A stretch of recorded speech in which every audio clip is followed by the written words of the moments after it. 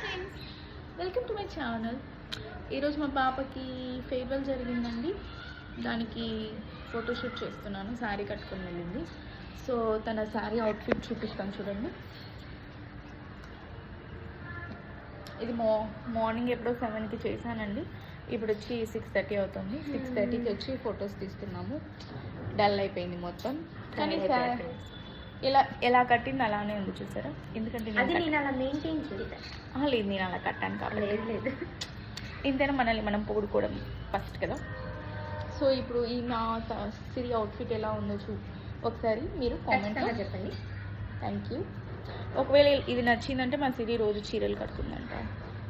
So మీరు outfit ఎలా ఉందో చెప్పండి ప్లీజ్.